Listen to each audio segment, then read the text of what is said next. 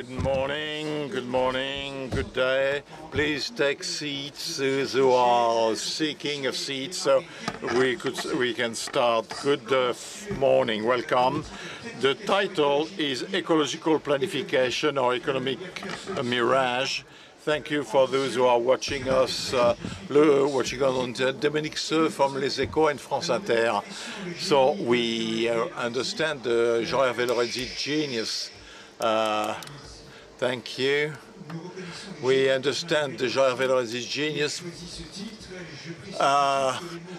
I think planning and mirage do not apply to political situation, even though we got a feeling that there is little planning and a lot of mirage. So I'd like to mention as well that we are aware of the fact that we are in an economic world because there are two plenary sessions at the same time. So we are based this on competition. So I want the applause here to be louder than the one next door.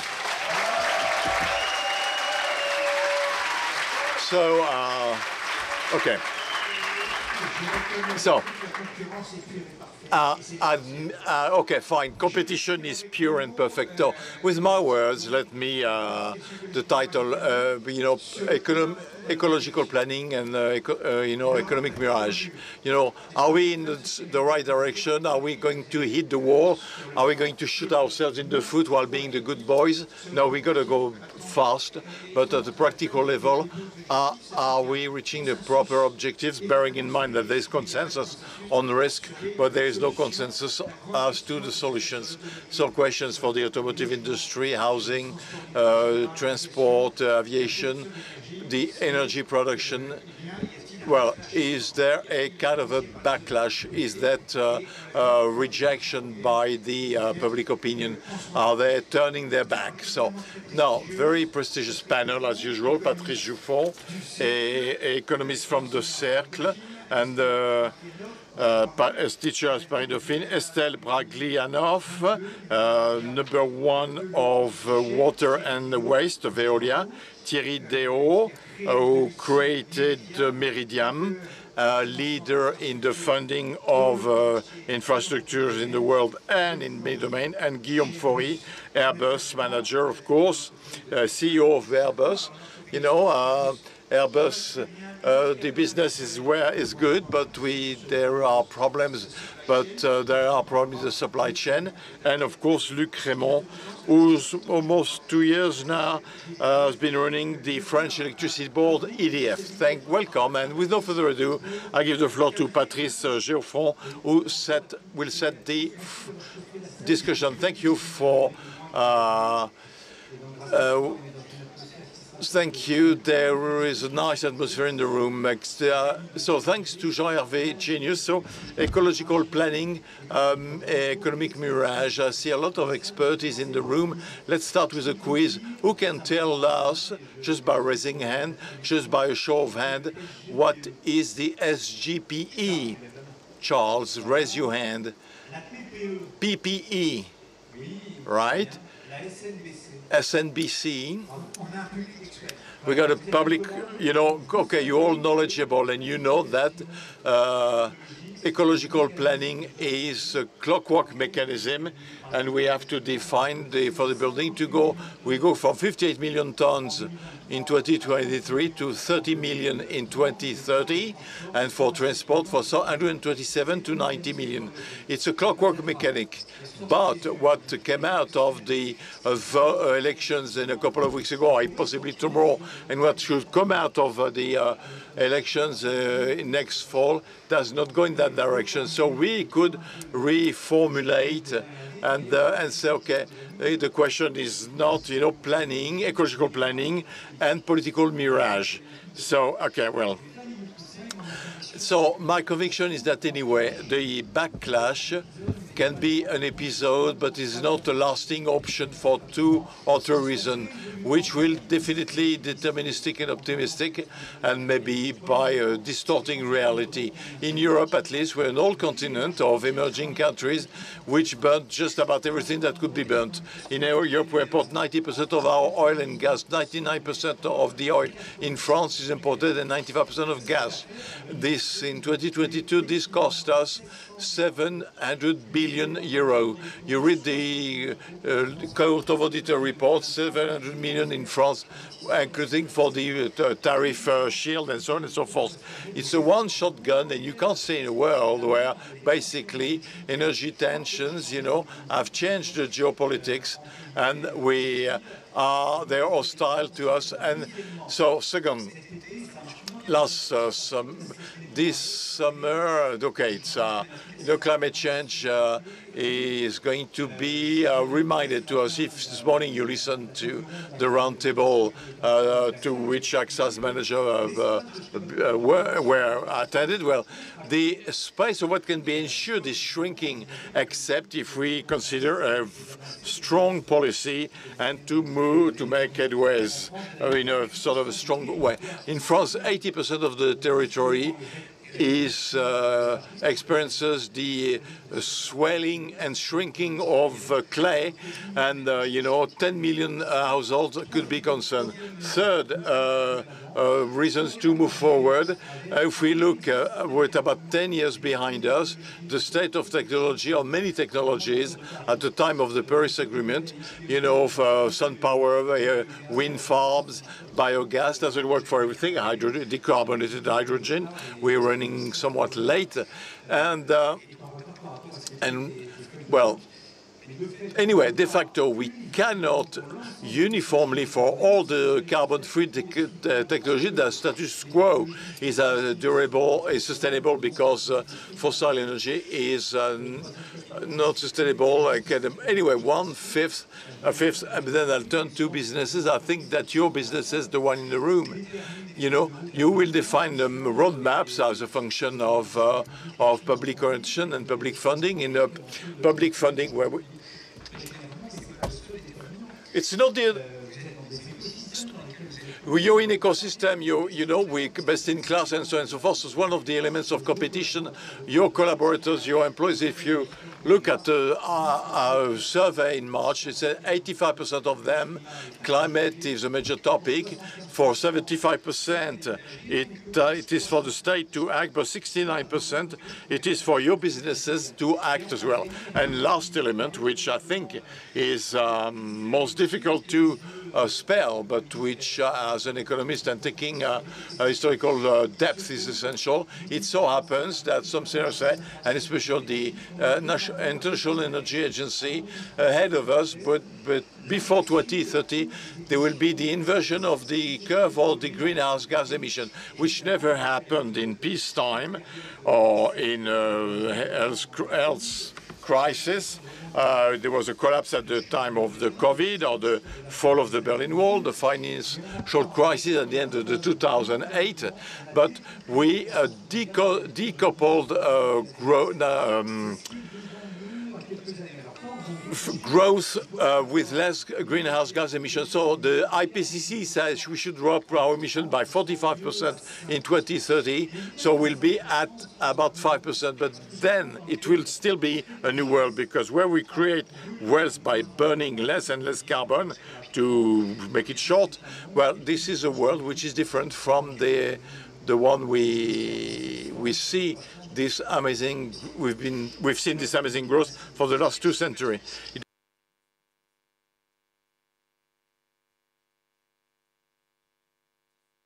So there was a subtitle which is, consistency of businesses and consistency of politicians. So for business person, and they have long-term activities. Estelle, BRACHLIANOFF. And we did it by organization on the table. So remind us, what are the challenges for the waters industry when it comes to the environment? We know that pipes are somewhat a bit leaky. So How do you convince local authorities? How do you convince end consumers about the price and to invest and to change the situation? But first, do you see a sort of backlash, as we say, as to the environmental aspects with 10,000 of local managers you meet all over the world?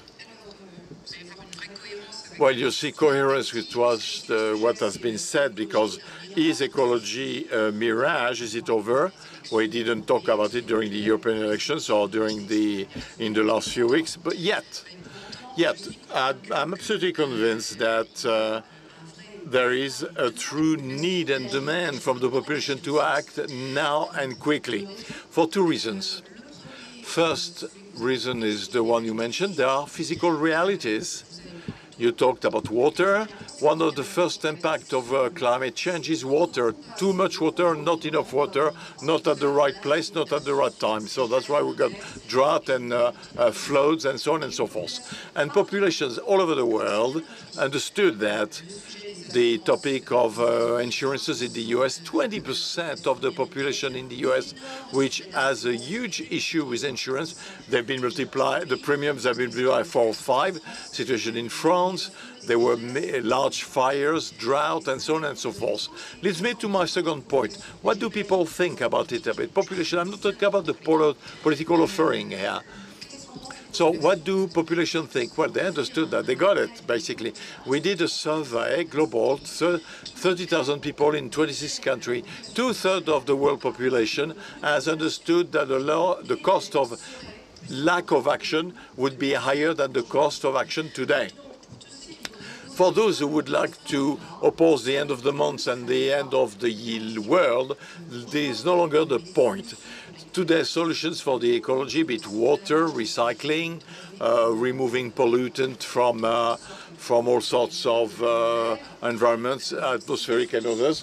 Those are solutions for the ecology which protect our citizens, protects from an increase of price, so their purchasing power, their health. When we talk about pollutant in water, endocrine disruptors and so on and so forth, and they protect the territories and the wealth, the richness of the territories in France, the small cities, the villages, the rural zones, and the form of quality of life in these territories in France. So, is the political offer similar to what I'm saying now? A lot of antagonisms were fueled, like the end of the month, end of the world, or the end of all this would be the fault would be European Union. If we try in a third way, which would be the solution, which would be in concrete, what can be done at a scale, what works? This is where businesses has a role to play, key role to play. And then once more, we're dealing with ecology, which protects health and purchasing power. What we see everywhere is that, in fact, our citizens want more, not less. So to put it differently, vote Biden or Trump in November, if that's in the ticket in November. What I've just said is exactly valid in France.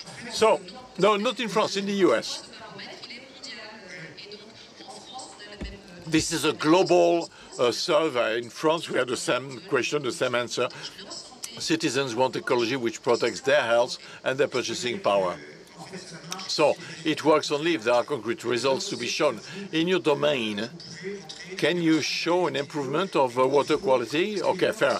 But when it's very high and they say, to say the opinion, well, greenhouse gas emissions drop by 5% in France, it's nice. But it doesn't, it's not something that is clear in everyday life. But you can show results on health.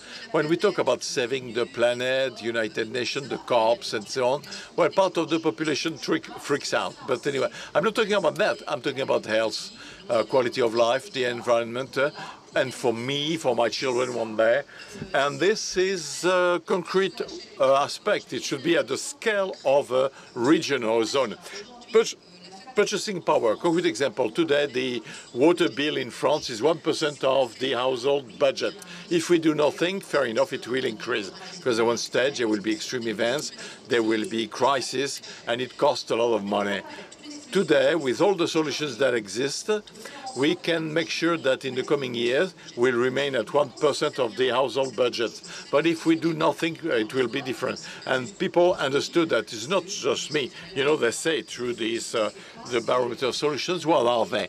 Well, you know, water savings at home, by paying attention to the fact that when you open the tap, it's 12 liters per minute that you spend. When you do when you got the water distribution network, let's try to avoid leakages, 1 liter out of 5, you know. But there are major differences between one zone or another, and we can use digital systems to identify the pipes rather than blindly replace the pipes. You know, recycling wastewater in coastal zones. So therefore, we can make sure we remain at 1% of the household budget. So last point on this first round, do you generalize the consumption-based tariffs? I mean, Montpellier was very talked about a couple of months ago. Now, do you push for that? Should we have a bit of imagination? Well, the question is somewhat different. First, it's not Veolia or competitors who set the tariffs. You know, it's a public decision. It's quite normal because it's a political aspect at the level of a city. Then some cities have organized different tariff system, but when you are in a city where there are major large building, high-rise building, and one water bill for the entire building, and then it is broken down into the into each inhabitant, or when you are in a small houses district. So it's for the mayor to understand what is most relevant for the city. What we do know is that to do 10% of water saving, well, we might mix solutions without changing the topography of the city, but thanks to the know-how that a company like Veolia can have. Thank you, Estelle. Give her a round of applause. So, Thierry DÉAU, Méridien, you know, we know that public opinion, the go-no-go opinion is now, do financial investors, financial environment, do they say go-no-go, stop, continue? Again, do we hit the brake pedal or not? Hello, hello, hello. Well, when it comes to investment transition, ecological transition is an opportunity, great opportunity. Fully agree with what Estelle just said, but it can be applied to many other domains, transport and other aspects of our economy. So the true problem of investors today, which is somewhat hidden because of the way we address the topic, what business models, it's not a mirage, to be able to finance this ecological transition today. Things function very well, some things, without it being public. For example, the you know, electrical power, transport systems, where even with cars, you don't need public money to build a network of charging pods or stations.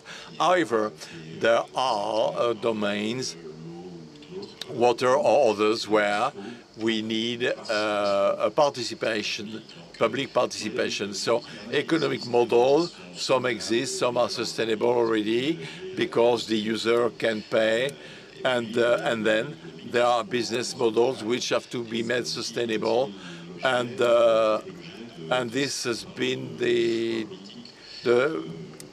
this was made through political choices. Trump or Biden, I don't think the area will be challenged, and it is subsidized significantly. It subsidized the industry and its competitiveness in the US, that purely in transition domains. The green industry law, with other means, wants to do the same thing, and somehow, if we look at the European Green Deal, we'll see the way to support competitiveness and the business models for investment into ecological transition for investors and businesses, which are actually substantial. So these business models are possible, and they're interesting for investors, and you have to do projection in the long term. We don't make short-term money in transition, and we have to project ourselves in a space where indeed we face civil society, consumers who clearly face challenges because of stakes. And you know, when you look at the business model, well, it does not exist all by itself. It is influenced by public policies. So public policies have to remain coherent, provide visibility, and meet the expectation of civil society. And today, what we hear in the election is that was better before. So if you got public policies which change every second year on the end of a thermal, thermal engine cars, well, it's not going to work. So we have to be coherent. Once you set a trajectory and you say, well, there are solutions and we make choice, well, we have to accept the choice, but we have to explain them as well. And I believe that the transition today is experienced by all of those who voted in one way or the other, but in an extreme way is seen as a punishment. We always ask, people have to make sacrifices, but the benefits are not explained. It's without explaining that it is something to anticipate for the protection. It costs less than to do the adaptation. Adaptation, we don't know how to do it. We can barely finance it with business models, which where investors, private investors, can act. This discourse of public policy, which has stabilized the business model, well, it is the core of the reactor, and then it is the way we finance public participation that will make it possible to provide stability to the business models in France, regardless of the results tomorrow. We'll have to ask ourselves the question on how do we keep financing this ecological transition? What will be the budgetary equation to maintain it? Okay, the state, but what about the private investors? Are they still present or are they moving back? No, they're not moving back. They're not pulling back. It is still a great opportunity, and I think for investors. Anyway, we only invest in that anyway. So, but we need to send the signal. We don't change direction every day. So when we think about the signals, Patrick Pouyanné was there this morning, and I was asked the question: are you going to have a sort of will you be public in New York or elsewhere? He says, well, we are listed in New York or in Europe. And he said, well, I have to look at Anglo-Saxon investors because I'm not welcome in a country like France. There are rules of governance and others such that I don't feel much loved here. This is, do you say that, well, investment in ecological transition goes too far, and the European rules go too far, and the businesses are discouraged? I won't comment Patrick Pouyanné. You don't, but he has a specific issue. He is in the world before, and he wants to go into the world of after. So it's difficult to explain to investors that when we talk about funding the world of after and transition, there is no topic. So he has to explain his normal schizophrenia, but you know, he is going through a transition. It's normal, so it's more difficult to explain to investors who believe in the transition than to ask them to finance Veolia. It's less complicated. It's not are they for or against the transition. Total is a very specific topic. I'm talking about the French and European authorities. Thank you, Thierry. Guillaume FAURY. Basic question for you, Guillaume FAURY. When we think about the automotive industry, energy, we see that demand has been regulated. There are incentives to consume less. The air industry is the only one when I'm a bit provocative, you know. So the air industry is the only one where there is no action on demand. You're going to change the planes, you change your planes, you improve them, but you don't act on demand. In 1990, 1 billion passengers. 2024, 5 billion. 20 years, 9 billion. Is it reasonable? Thank you. Dominique? Hello? Well, first, it's not true in this world. A law has been passed to prevent the use of planes for flights where there is a train or a train in less than 2.5 hours.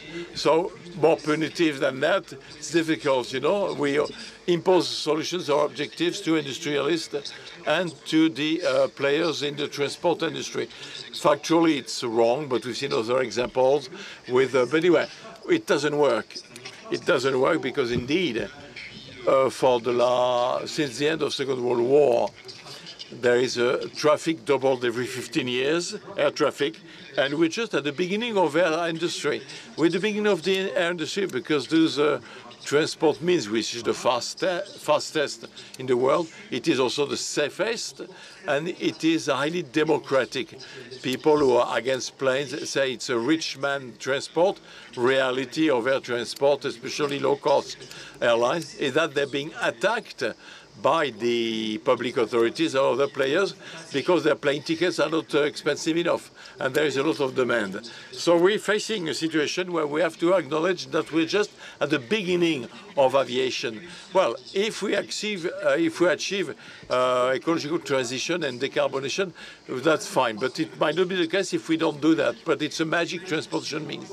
It is magic versus the protection of the environment, because it is the only transportation means which doesn't need long infrastructures on ground, because the infrastructure is 100% natural.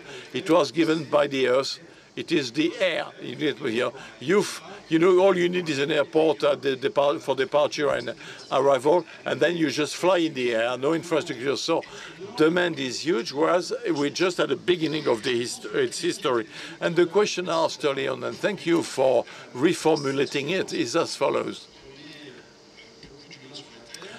We are quite a large number on Earth, and our life standard increases significantly for countries like developing countries. Well, you know, access is done to a lot of things, but people don't want to renounce what make it possible for them to live today or tomorrow. So for a company like ours, for Airbus, well, we want to decarbonate, of course, but the question is the economic viability and social acceptability. So we are really touching upon the rate at which we do it, the investment conditions to do it, and acceptability by the population versus the measures that will be imposed or not by politicians, and which in Europe are very punitive.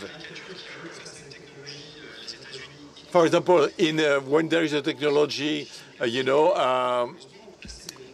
US invest, Europe regulates, and China plan. So, well, we want to have a framework where we can invest with clarification. Our products call for long-term investment, and if we don't have a stable framework which is foreseeable, we cannot make the investment. So the investments are different in nature. Today, to do decarbonated aviation of tomorrow, two main leverage. First is to have planes that will consume less fuel. That is to do faster what we've been doing for decades. It is important to have in mind that we reduce the fuel consumption by 80% for kilometer passenger and plane, and 50% since the 70s. But we improve the planes at a rate that people don't understand.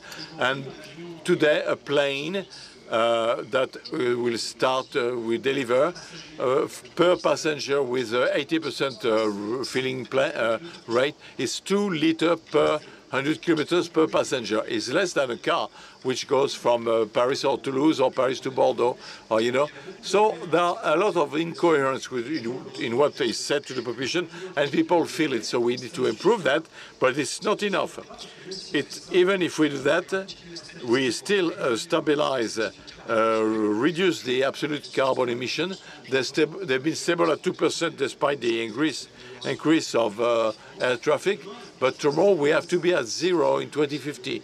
This is the roadmap of the industry and the 197 state of the International Civil Aviation Organization to be neutral carbon in 2050.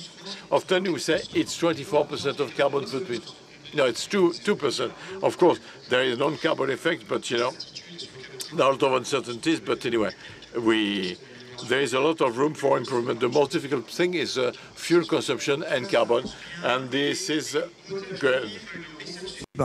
So it's not enough. There's a convention of all stakeholders. The air companies want to buy aircraft that would consume less fuel because they're less expensive to operate. So there's an alignment between the economy and the protection of the environment. So it works well. What doesn't work is the ramping up of production and consumption of fuel, so-called decarbonated or carbon-free, the sustainable available fuel, the SAF.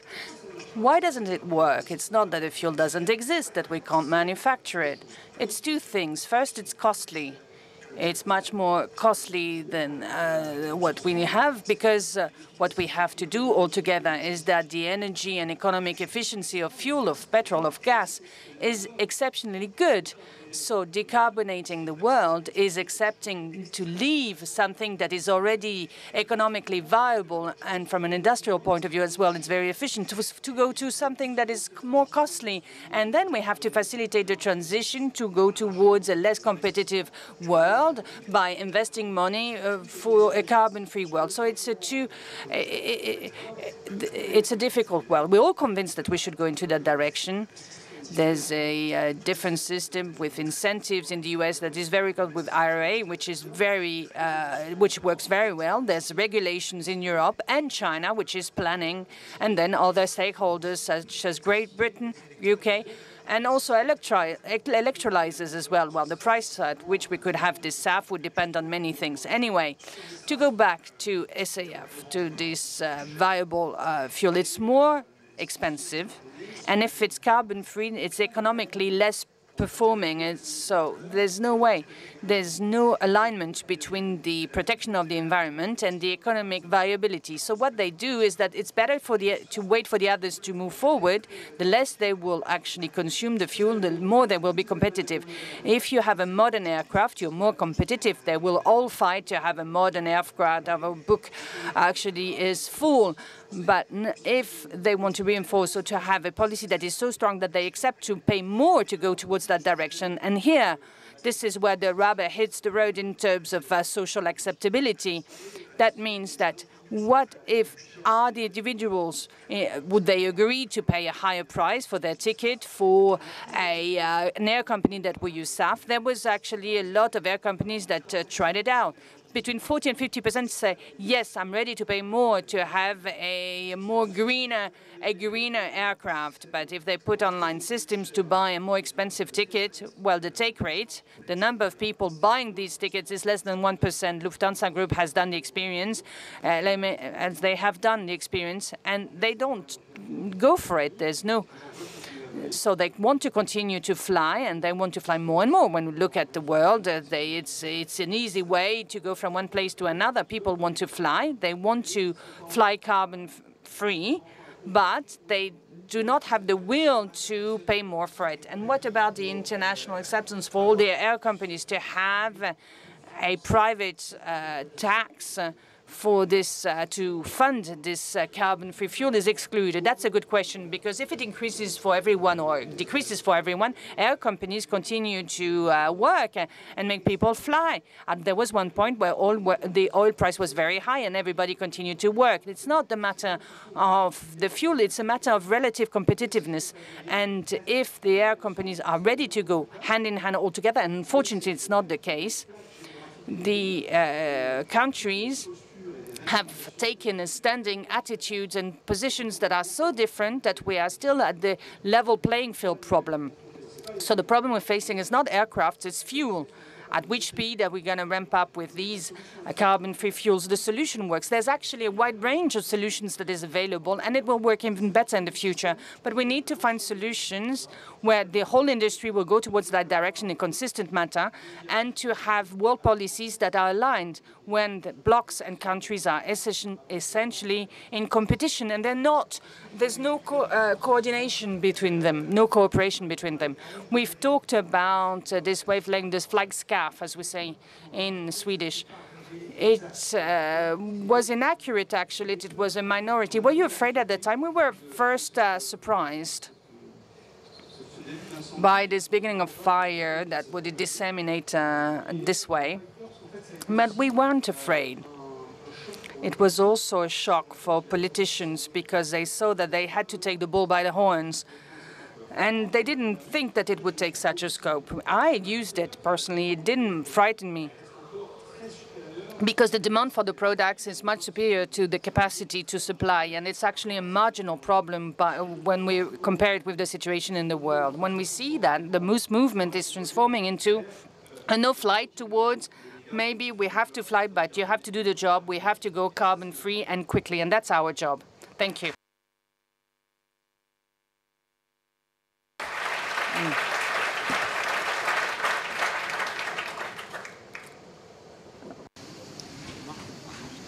Oui, ça marche, pardon.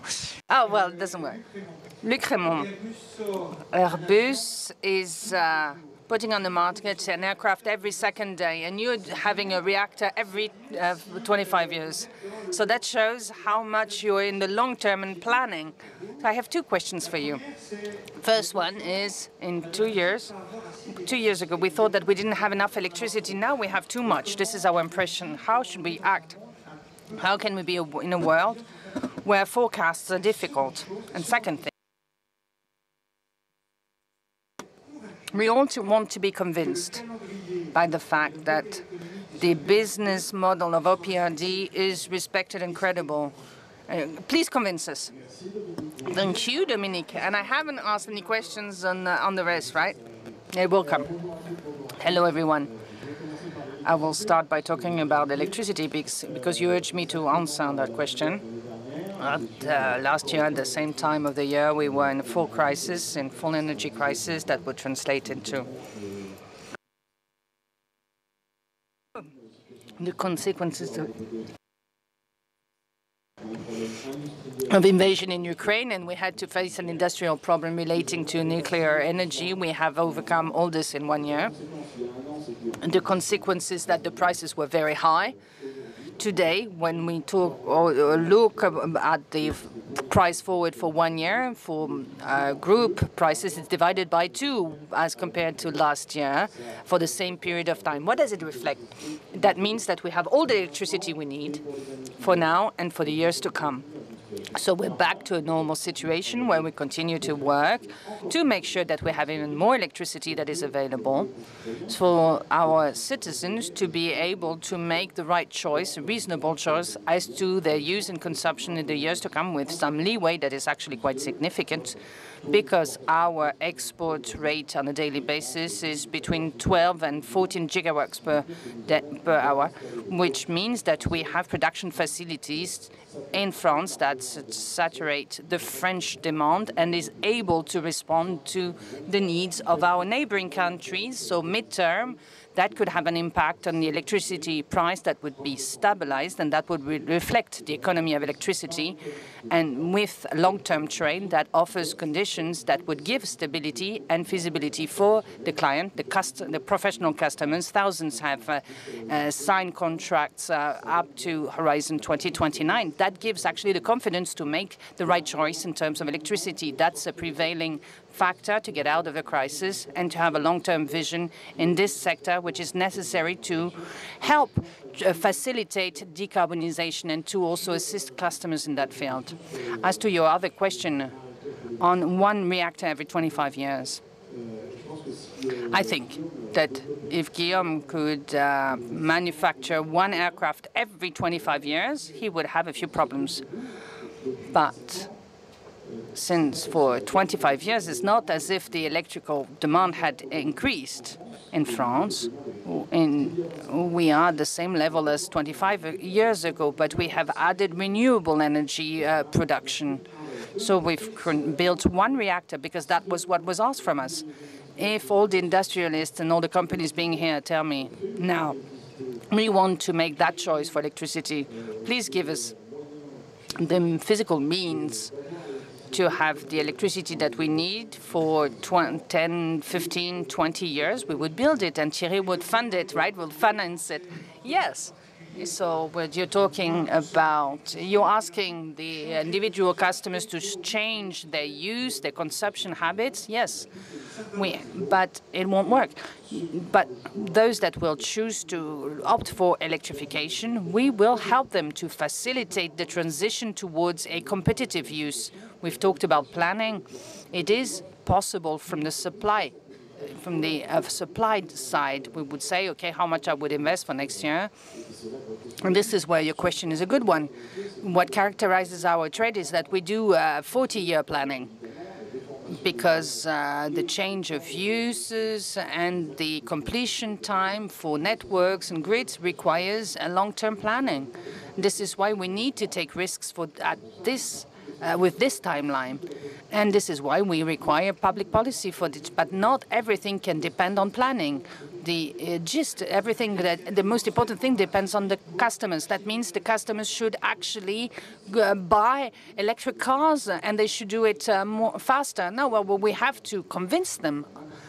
In any kind of industry, we have to convince our customers that what you would offer them is a good thing and it's in their best interest. Energy should make no exception, should not stand out from this. In any industry, if you close your customer in a regulated field and say, you have to do that, you have no choice, then the customers will not be happy. This is not the way we should proceed to have decarbonation. And worldwide, I help a lot of customers, private individuals, to go towards decarbonation. And I can tell you public policy is one part of the answer. But if we only rely on that, then we won't make it. So we would make it only if we help the customers and give them solutions. That's a basket of solutions. For example, a tertiary modern building. I'm giving you this example. A tertiary building, it would spend 150 kilowatt hours and 1/3 of gas and 2/3 of electricity. Now it's 60 kilowatts per square meters in a year, and it costs less to build, and it's 100% with electricity. And this is because we have options. We can do it, and we can do it also some retrofitting of old buildings and manage to deliver on that promise as well. This is why we try to help customers, and that's the first strategic direction and focus of EDF before production. So you can do air conditioning, you can have air conditioners everywhere in the world, and we would be 100% carbon free, so don't hesitate. So, Flamanville. A question on Flamanville. What about diversion? When do we have diversions? That's imminent, dear Dominique. Let's be more precise, because we've had some press releases. I don't know if we've had some glitches, but we had a few uncertainties on Flamanville and things to review. When will we have divergence? It's not before tomorrow night, right? Is it going to be next week? How about the connection to the grid? How are we going to have electricity supply? When? Because this will be a significant event, undoubtedly. We have teams working day and night. And I hope and I want them to work peacefully, because this is a complex technical structure. And we need to let them work so that divergence takes place as quickly as possible. Anyway, when I say it's imminent, it's a matter of days or weeks. Thank you to him. Thank you to all of you. So now we'll give you the floor. 5 minutes of Q&A. So if there are 2 or 3 questions, that's good. So do you have, including Patrice as well, you have talked about the difference between the US and Europe. So I'm going to play the devil's advocate here and say, okay, we always name and shame and blame Europe because there's no incentives, there's not enough investment in the private sector. But Europe has lowered its emissions, whereas in the US it's stable. So should we be as tough as we tend to be right now on Europe? Estelle, what do you think? Well, let's talk about kudos points and drawbacks. Europe has a lot of good things, but it's a matter of pace. Where the US is good, it's a matter of pace. And competition is all a matter of rhythm, of pace. It's not only setting up goals, but it's also fulfillment speed. We need to be quick in implementing those projects, and the public needs to see whether they see the effects of that and that goal. I'm going to give you an example. The Green Deal. It was launched 4 years ago. 60% of the money hasn't been spent yet. So you can imagine that the citizens haven't seen anything concrete yet, anything tangible yet. In the US, the IRA was launched 2 years ago, and everything has been spent. So it was less ambitious. And instead of wondering whether there was enough money or not enough money and how should we make sure that there's more billions invested here and there, the quality of execution, of implementation in terms of pace is a subject that is important. And French people, European people should work on that.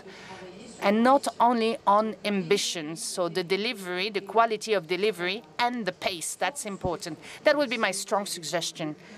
Guillaume, Jean-Luc, would you like to answer? I agree with Estelle's analysis. We have to deliver. There's not that many regulations in Europe, but we should align regulations, money, execution all at once. We shouldn't regulate for 3 years and then decide the Green Deal for 4 years and then require 10 years for the rolling out phase. We are in an investment cycle that is too long.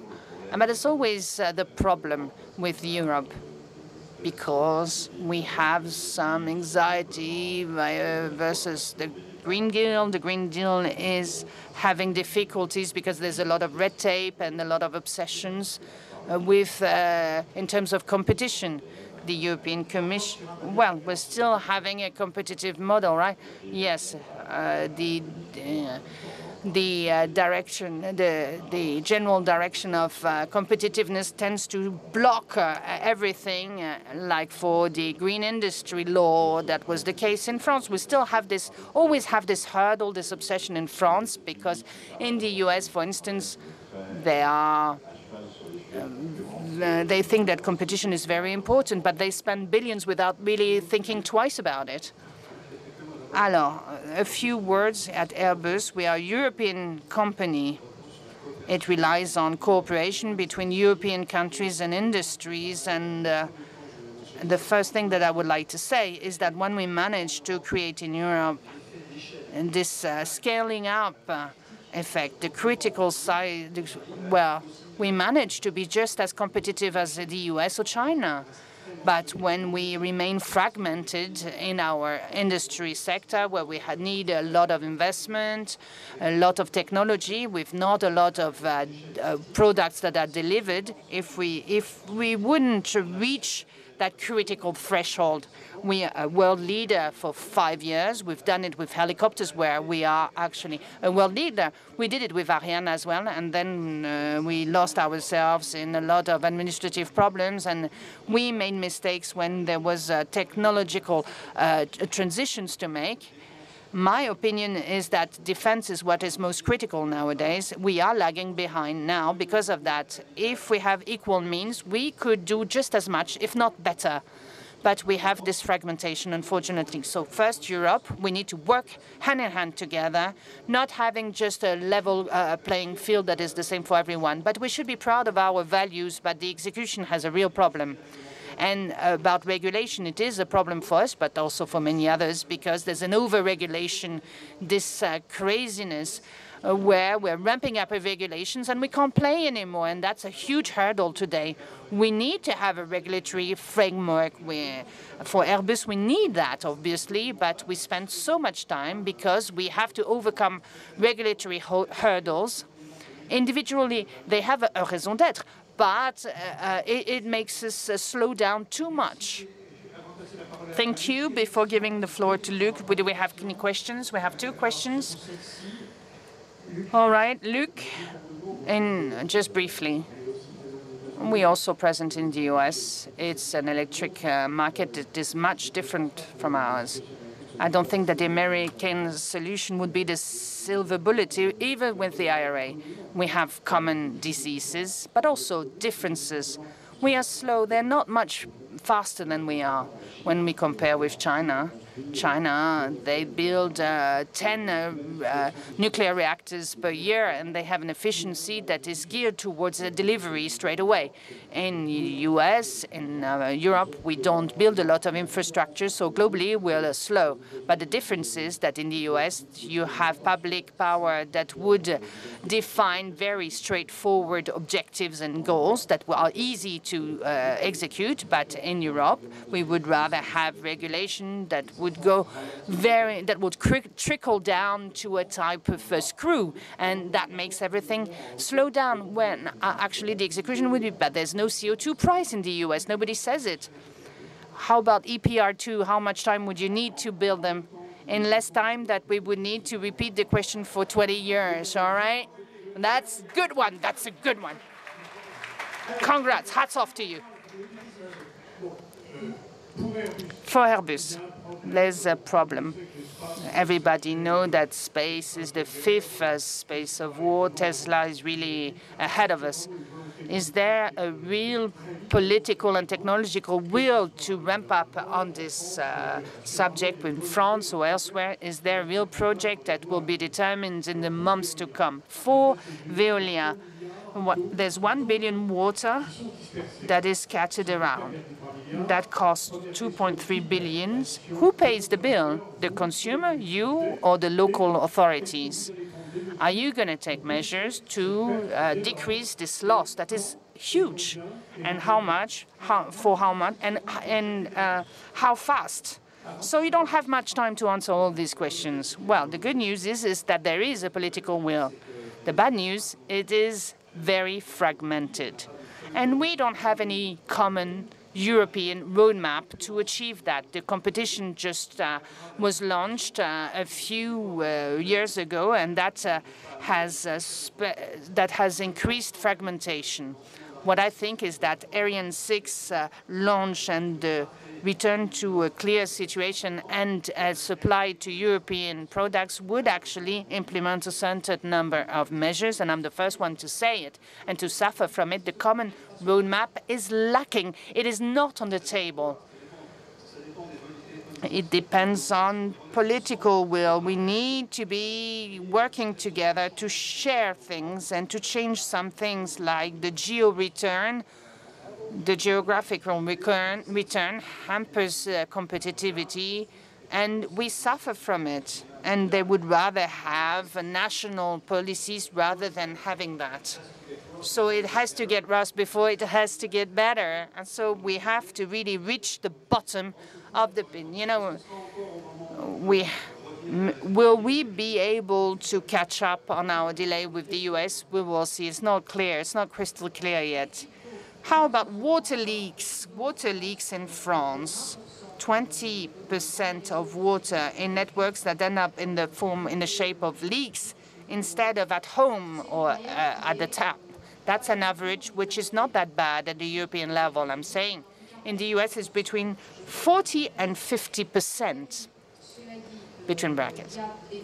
But there are cities in France where we stand at 7 or 8%, which is quite optimal, and other cities where we stand at 50%. So it's not only a mean average, but the worst should be better, should improve.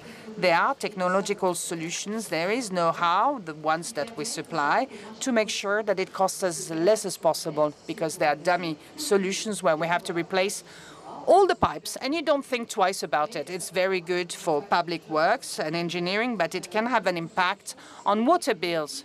But we have to detect leaks as soon as they occur and change the pipe when it is needed with sensors, with AI, and this is what we're doing. That's the other solution. Last question, very briefly. Okay, hello. Can you hear me? Yeah? I have a question. Do you think, I'm actually asking this question, could we have an agreement on ecological planification for political world, but also the public, the private world, companies, the corporate world? What do you think about it? Here again, it's not only, it's not even 45 seconds. All right. This has occurred in different types and shapes. It's not that we have a lack of coordination. We have a lack of continuum in public policy, to my opinion. About the European vision in the Green Deal, more concretely, we have seen the constraints and the benefits of the Green Deal rather than delivering on the Green Deal, and we're stuck between two elections. We haven't managed to explain. In Europe, 20% of the population is in a situation where they cannot finance their energy needs. In France, we stand at 10%. So on housing, for instance, we could have, with one proactive policy, we could have better efficiency, we would have better facilities, we could have a situation when we could go through winter and summer without any problems, and we could have a convergence, but we haven't seen that convergence. 15, 20 seconds to answer to this question, which is very important for each of you. What is at stake for tomorrow's election? What is really at stake for tomorrow's election? I'm saying, what is at stake in reverse alphabetic order? Okay. There's a lot of things at stake. For a company, I would say that we should manage to define a national, to obtain a national cohesion, to keep our ambitions to develop the country in a sustainable way without fighting against another and killing one another. Thank you. For OEM business, it's billions of positive contribution to the trade balance. We have a lot of employment, a lot of innovation, and we contribute to decarbonation of world aircrafts. So we should keep our roadmap, our determination. This is not in danger. The second thing that is really essential, and I said it earlier on, is that we need to continue working amongst European countries, at least a few Europeans with the same objectives, the same means. We could actually become insignificant if we don't work together, if we want to compete against the US and China. Thank you. Thierry, what is really at stake is not to go backwards. That's one thing. And secondly, the capacity to implement this ecological planification. It was not done on its own in Matignon. We have to explain it, and we have to deploy the necessary means to reach that goal. We need to find budgetary balance. We have to explain to the ministers what they would gain from it and do that all together. Thank you, Estelle. As far as I'm concerned, we should be tangible in our ecological achievements. We shouldn't. My idea was going beyond the ecology. That's not what the population is saying. We should go back to having connections, to something tangible, to having concrete actions, especially in terms of purchasing power. And we should focus on that. Patrice, that's the last word. It should be the beginning of something else. It seems to me that I do the same job as Luc. It seems that we keep on erecting dams and borders and fences. I would like to do more, actually. I would like to build more dams, you know. If we have 1 hour to go, we could talk about it at length. It should be the beginning of something new, of a new era, and the questions that we have addressed should be at the heart of the debate that will open starting on Monday. Thank you very much for this roundtable attendance, and have a wonderful lunch.